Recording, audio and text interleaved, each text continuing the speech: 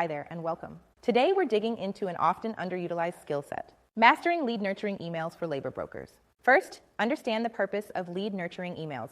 Lead nurturing isn't about checking in or begging for work. It's about building trust, offering value, and reinforcing relevance. You're positioning yourself as a resource, someone who understands their challenges and is ready when the timing is right. So instead of just following up to see if you have any labor needs, try thinking in terms of educating, inspiring, and staying visible. Let's talk frequency. How often should you reach out? A simple framework for nurturing a new lead looks like this.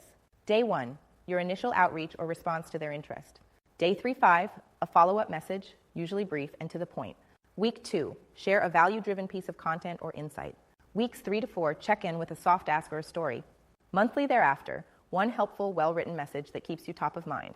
You want to show up just often enough that when they have a staffing need, your name is the first one that comes to mind. Now let's talk content. What should you actually be sending? Here are 5 types of lead nurturing emails that work especially well for labor brokers. 1, the resource drop email. This could be a quick guide, checklist, or short article you've written, something that shows your expertise. Example. Subject, quick guide, 4 ways to vet freelancers without slowing down. Hi, name. I put together a short guide on how producers and PMs can quickly vet freelance labor without getting buried in resumes. If your team ever scrambles to fill roles last minute, this might be helpful. Let me know if you want a version tailored to your workflow. Best, your name. This builds credibility even if they don't respond. 2, the success snapshot email. Share a short story about a recent job you staffed successfully, especially one relevant to their industry or event type. Example. Subject, how we staffed a 3-day medical conference in 48 hours. Hi, name. Just wrapped a tight turnaround job last week, 12 breakout rooms, full tech crews, and on-site support for 3 days.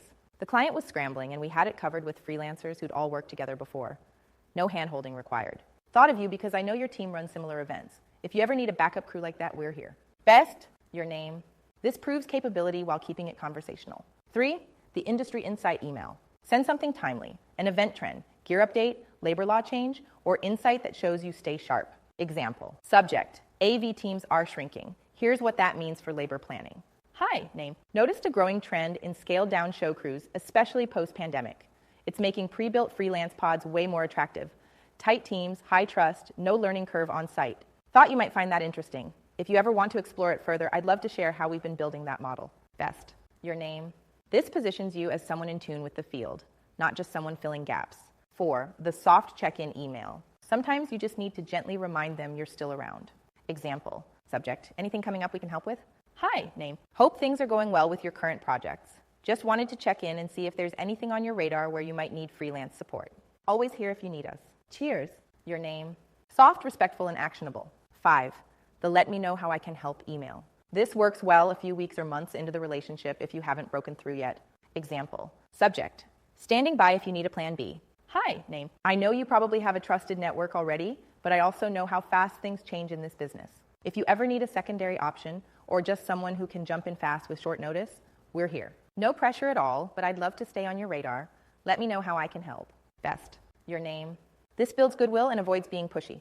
Final thoughts. Lead nurturing is about being seen, being useful, and being remembered. Not every message will get a reply, but every message you send with intention adds to your brand equity and keeps you in the conversation. Stay relevant, stay visible, and when the moment comes, you'll be the one they call.